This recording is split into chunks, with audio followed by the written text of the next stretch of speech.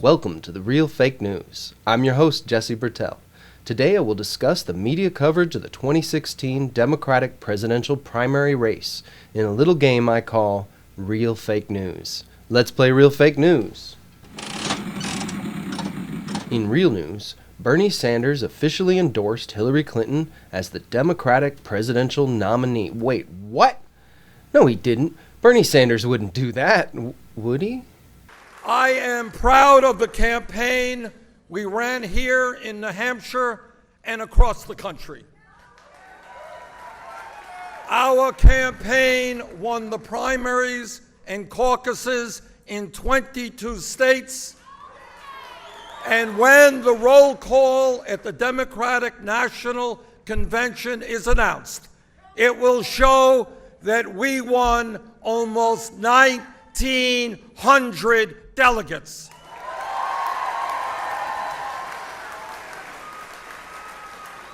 Far more than almost anyone thought we could win.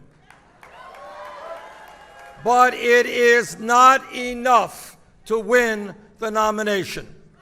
Secretary Clinton goes into the convention with 389 more pledged delegates than we have, and a lot more superdelegates.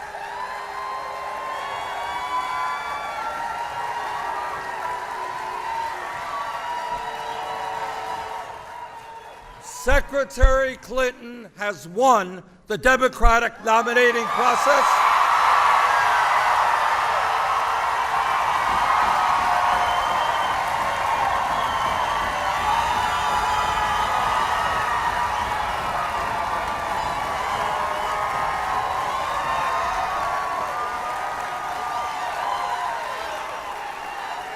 And I congratulate her for that.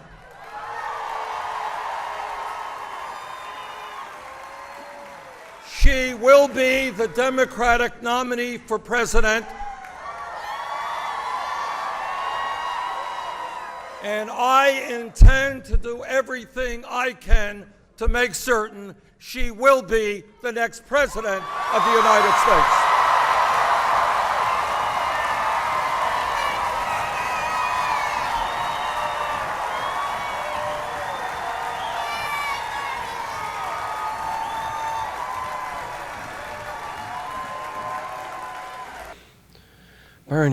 Bernie, why? Couldn't you wait until the convention to give up the fight? I can't believe this. You backstabbing traitor. You build us all up, you bring us all together, and you get us ready to take on the corporate interests. Then you hand it over on a silver platter to the Wall Street candidate? You should be ashamed of yourself. Let's play again. In fake news, Bernie Sanders' endorsement was not actually a concession. Heavy.com released an exclusive conference call from Bernie Sanders to his delegates. What's going to happen to delegates in Philadelphia? Well, the answer is we need you there, and we need you to vote for Bernie Sanders for president. And my hope is we can get 1,900 votes on the first ballot. Oh, well, that's very different. Sorry what I said about you earlier. Did I say traitor? I don't think I said that. Well, I'm sorry. I was getting very emotional. So why did you endorse her? You can't say? Oh, I understand. According to Snopes.com, rumors are going around social media that in 1932, FDR endorsed his opponent before the contested convention. Snopes goes on to debunk this rumor, summarizing, FDR headed into the convention with a majority of pledged delegates prior to the advent of superdelegates. While FDR needed a hard-won two-thirds majority to seize his nomination, he also started with more delegates than his competitors, and the process of formally endorsing a rival didn't appear to be exceptionally relevant, if at all common, in the 1932 presidential nominating process. Another rumor, according to Snopes, is that as per DNC rules, a candidate with an active campaign is not allowed to deny an endorsement of another campaign. Doing so would result in forfeiture of said candidate's superdelegate states and the loss of access to the convention floor stage. Again, Snopes debunks this rumor based on the fact that there's no such language in the actual rulebook, which I personally read and found nothing. And of course, there's this last rumor that Snopes reported from social media that originated with Ashley Wolthius, a Bernie delegate from Utah. I have contacts within both campaigns. Here's what I was told yesterday and today. Clinton's campaign threatened to vote down every concession made to Bernie on the platform if he did not endorse her prior to the convention. He was threatened? Wolthius was contacted later that day by phone. According to Snopes, she said, the use of the term that Bernie was threatened, she explained, was overblown. She did indeed have conversations with various delegates associated with both campaigns, and she said it was common knowledge among most delegates that the Clinton campaign was insisting on Bernie making an endorsement prior to the convention if the more progressive parts of the platform would be retained. The truth is, we may never know the reason he endorsed her, but that doesn't mean he doesn't know what he's doing. He's walking a tightrope, and each step must be carefully placed.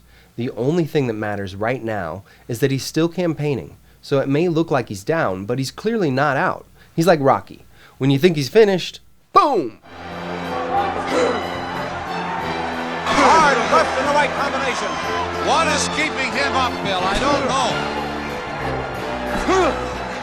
Can't even get his gloves up to protect him. Right, he's defenseless now, Bill.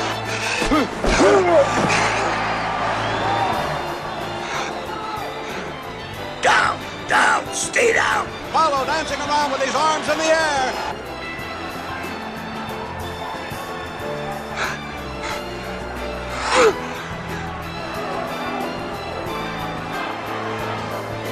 Five, 6, 7, 8, 9.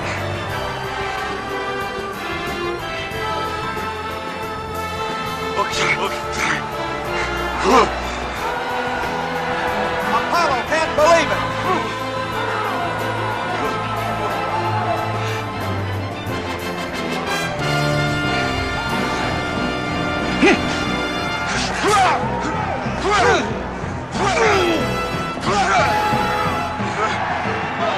He tagged him. The champion got a left to the ribs, his right ribs. Oh, this has been a tremendous...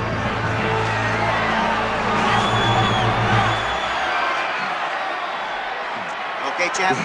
I'm okay. My ribs broke. I can't see nothing. Gotta open my eye.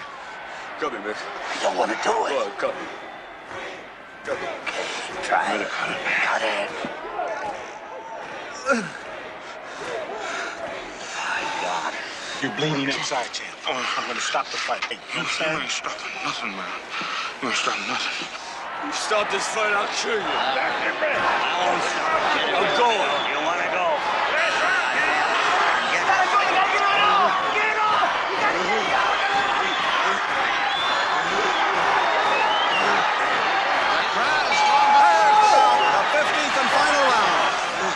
We need to show up at the Democratic National Convention in Philadelphia by the millions. Let's not let his endorsement disperse this powerful movement that he brought together. He needs our support. 15 rounds, how do you feel? All right, I'm fine. What are you thinking about when that buzzer sounds for that line? What do you think about when the 15th round when you're coming out? Adrian! Rocky. Rocky.